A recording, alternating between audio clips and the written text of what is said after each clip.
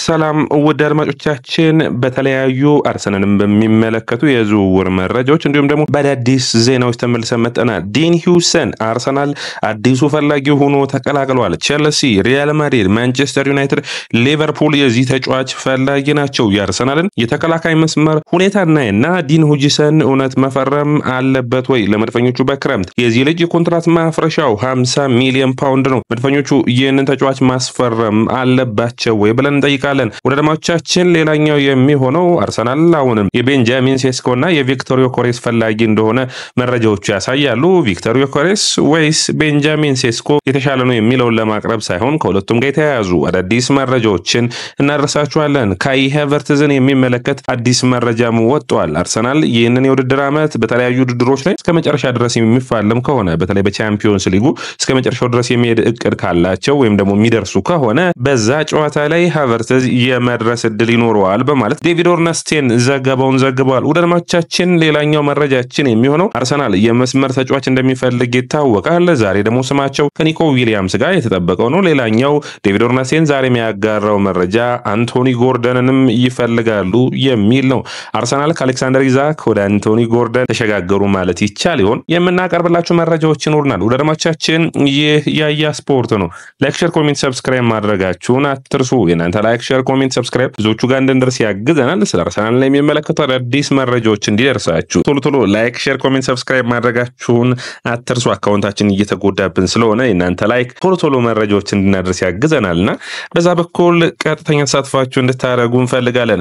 እንግዲህ መድፈኞቹ ይህንን የውድድር ዓመት ሲጀምሩ ጠንካራ ከነበረው ክፍላቸው ውስጥ ጠንካራ የሚባለው ተከላካዩ መሆኑ በጣም በግልጽ የሚታይ ነው። ባሏቸው የተጫዋቾች ብዛት ራሱ ብታዩት እያንዳንዱ መስመር ላይ 2 እና 3 ተጫዋቾችን የምታዩ ይሆናል። የአርሰናል የቀኝ መስመር ተመላላሽ እንግዲህ ቲምበርን እና እንዲሁም ደግሞ ቤን ዋይትን ማንሳት ትችላላችሁ። ቶሚያሱም እዚህ ውስጥ አለ።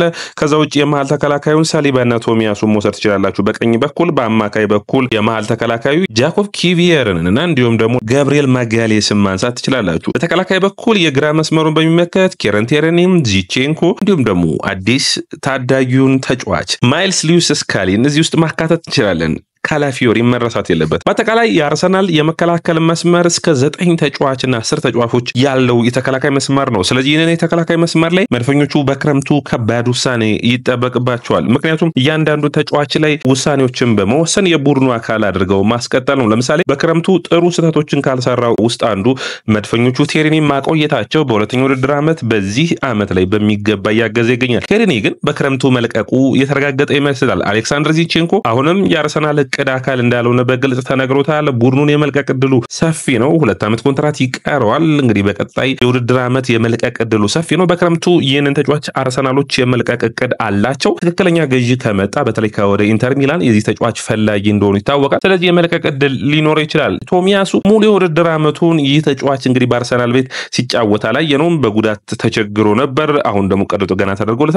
ስለዚህ የሚቀጥለው የውድድር ዓመት የሚመለስ ከሆነ የዚህም ተጫዋች የ2 ዓመት ኮንትራት ነው የሚቀረው። ሜቢ እንግዲህ ይህ ተጫዋችን ማቆየት የሚቻል ከሆነ ፊትነስ የሚኖረው ከሆነ የሳሊባን አለመኖር የሚሸፍን ይሆናል። አርሰናሎች ሌላኛው የሚሆነው የካላፊዮሪ ጉዳይ ነው የሚሆነው። ስለዚህ ካላፊዮሪ እና እንዲሁም ደግሞ ጃኮብ ኪየርን የሚመለከት ነው የሚሆነው። ጃኮብ ኪየር በክረምቱ የዝውውር መስኮት አርሰናልን የመልቀቅ እድል አለው ወይ የሚል ነው። እንግዲህ ማይክል አርቴታ ላለፉት 3 ወራት ይህንን ተጫዋች ሳይጠቀምበት በሪያል ማድሪዱ ጨዋታ ላይ ግን እንዲሁም ደግሞ በኤቨርተኑ ጨዋታ ላይ ሲጠቀሙ ከ3 ወራት በኋላ ነው በምርጥ ብቃቱ ነው የተመለሰው። አስፈላጊ ተጫዋች ሆኖ እየታየ ይገኛል። መድፈኞቹ እስከ ውድድር ዓመቱ መጨረሻ ድረስ የግራ መሃል ተከላካዩን የሚሸፍን ይሆናል ተብሎ የሚጠበቅ ነው። ጥሩ ፐርፎርማንስ ያለው ተጫዋች እንደሆነ በግልጽ የሚታይ ነው። ስለዚህ የዚህ ተጫዋች ላይ ውሳኔ የሚያሳልፉ ይሆናል። ነገር ግን ጃኮብ ኪየርን የመልቀቅ ዕድል ካላቸው አርሰናሎች ወደ ዝውውሩ ገብተው ዲን ሂውሰንን የማምጣት ፍላጎት አለው ይለናል። እንግዲህ ይህንን መረጃ ይዞት የወጣው ዴቪድ ኦርነስቴን ነው። ታማኙ የዘ አትሌቲክስ ዘጋቢ ነው። አርሰናል የልጁ ፈላጊ ሆኖ መጥቷል። ይህ ተጫዋች እንግዲህ በጣም ብዙ ክለቦች የዚህ ተጫዋች ፈላጊ እንደሆኑ በግልጽ የሚታወቅ ነው። አንደኛው እንግዲህ ስፔናዊ መሆኑን ተከትሎ ሪያል ማድሪድ ይፈልገዋል። ተጫዋቹ ወደ ሪያል ማድሪድ የመሄድ ፍላጎት አለው። የውል ማፍረሻው 50 ሚሊዮን ፓውንድ ነው። ቼልሲ የዚህ ልጅ ፈላጊ ነው። ሊቨርፑል በጣም ፈላጊው ናቸው። ነገር ግን አርሰናል ከኤጀንቱ ጋር ንግግርን አድርገዋል። በሚገባ በሚባል ሁኔታ ጥሩ ንግግር እንዳደረጉ ይጠበቃል። ነገር ግን አርሰናል ውሳኔ ይጠበቅበታል። አርሰናል የቀኝ መስመር ተከላካዮች ስታዩ ሳሊባ፣ ዋይት፣ ቲምበር እና ቶሚያሱ አሉት። 4ቱን ተጫዋቾች ማለት ነው። ስለዚህ ይህንን ተጫዋች መጨመር መውሰድ ይሻላል ወይስ ከነዚህ ተጫዋቾች የሚለቀው ተጫዋች ይኖራል ወይ የሚጠበቅ ነው የሚሆነው። ነገር ግን የሳሊባ የዋይት እና የቲምበር የዋናው ቡድን አካል ሆኖ ይቀጥላሉ። ቶሚያሱን የሚገዛ ክለብ ከተገኘ ከዛ ውጭ ጃኮብ ኪየር የሚለቅ ከሆነ ግን ይህንን ተጫዋች ማምጣት አስፈላጊ ሆኖ የሚታይ ነው። እንግዲህ ተጫዋቹ በፕሪሚየር ሊጉ ከዛ ባሬኔ ጋር የፈጠረው ጥምረት በበርንማውዝ ቤት ጥሩ ጊዜን እያሳለፈ እንዳለ የሚጠበቅ ነው። አርሰናሎች እንግዲህ ጃኮብ ኪየርን የሚለቁ ከሆነ ካላፊዮሪን የመሃል ተከላካይ አድርገው የመቀጠል ፍላጎት አላቸው። እንግዲህ ካላፊዮሪ በመሃል ተከላካይነቱ ጥሩ ብቃቱን አሳይቷል በቦሎኛ ቤት። ስለዚህ ያ የሚጠበቅ ነው የሚሆነው። ካላፊዮሪን ወደ መሃል ተከላካይ የሚያመጡ ከሆነ ግን ቶሚያሱ ከጉዳት ተመልሶ አሁንም የግራ መስመር ተከላካይነቱን እንዲሸፍን ይፈልጋሉ። ያንን የሚያደርጉ ከሆነ አሁንም የቀኝ መስመር ተመላላሽ የቀኝ የመሃል ተከላካይ የሚያስፈልጋቸው የሆነ ቶሚያሱን ወደ ግራ ተከላካይ የሚወስዱ ከሆነ የስካሊ ተጠባባቂ ቶሚያሱን ማድረግ ይፈልጋሉ። በአጠቃላይ በክረምቱ የዝውውር መስኮት የአርሰናል የመሃል ተከላካይ በኩል የዚቼንኮና የኬረን ቴርኒ መልቀቅ የሚጠበቅ ነው የሚሆነው። የቶሚያሱና የጃኮብ ኪየር ሁኔታ ግን የሚጠበቅ ነው፣ መታየትም የሚታሰብበት ይሆናል። ሁለቱ ተጫዋቾች ጥሩ ፐርፎርማንስ ያላቸው ተጫዋቾች እንደሆኑ ይታመናል።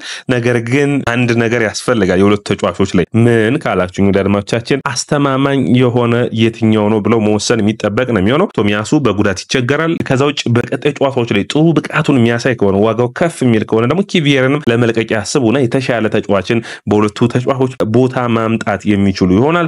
ያ የሚጠበቅ ነው የሚሆነው። አንደኛው እንግዲህ ጀራርድ ሃቶ ነው። ነገር ግን እሱ የቀኝ የመሃል ተከላካይ ሆኖ ማገልገል የግራ የመሃል ተከላካይ ሆኖ የሚያገለግል፣ ስለዚህ በቀኝ በኩል ይህንን ተጫዋች የሚፈልጉት ነው የሚሆነው። በክረምቱ የዝውውር መስኮት አርሰናል ጠንከር ያለ ጊዜን ያሳልፋል ተብሎ ይጠበቃል። ስለዚህ ለተከላካይ አዲስ በጀትን የመመደብ ፍላጎት የላቸውም። በሚለቁ ተጫዋቾች ቦታ የተሻለ ተጫዋችን የማምጣት ፍላጎት ነው ያላቸው። አርሰናል ሁለተኛ የጠባቂ የማምጣት እቅድ አላቸው። ከዛ የአጥቂ የግራ መስመር ተጫዋችና የአማካይ ተጫዋችን ማምጣት እንደሚያስቡ የሚታወቅ ነው። ስለዚህ በተከላካይ በኩል አርሰናሎች ማደስ የሚፈልጉት ነው። ከዛዎች ኮንትራታቸውን ለማደስ ደግሞ የገብርኤልና እንዲሁም ደግሞ ሳሊባን ኮንትራት ማደስ ላይ ጠንክረው እየሰሩ እንዳሉ የሚታወቅ ነው። ከስካሊም አዲስ ኮንትራት የመፈረም ድርድሩ እንደቀጠለ ነው። የአርሰናል የአጥቂ ፍላጎት ላይ የሚቀጥለው መረጃችን ነው የሚሆነው። አርሰናል አሁንም የቤንጃሚን ሴስኮና የቪክቶር ዮኬሬስ ፈላጊ ነው። እንግዲህ ከአንድሬ በርታ መምጣት በፊት አርሰናል ቤንጃሚን ሴስኮ የማስፈረም የእቅዳቸው ዋና አካል እንደነበርና ተጫዋቹን ለማስፈረም ብዙ ርቀትን እንደሄዱ የሚታወቅ ነው። ነገር ግን አሌክሳንደር ኢዛክን የሚፈልጉ ነበር። አሌክሳንደር ኢዛክ አሁንም አስቸጋሪ የሆነ የድርድር ነው። ምክንያቱም ኒውካስትል ሊለቁት ቢፈልጉ እንኳን አርሰናሎች ለዚህ ተጫዋች ብቻ በመውጣት የክረምቱ የዝውውር መስኮታቸውን አንድ ተጫዋች ላይ ብቻ ማተኮር አይፈልጉም። ስለዚህ ቪክቶር ዮኬሬስን ለማስፈረም ከአንድሬ በርታ መምጣት ጋር በተለይ በተጫዋቹ ስብዕና ላይ ደስተኛ ነው። በሚያደርገው ነገር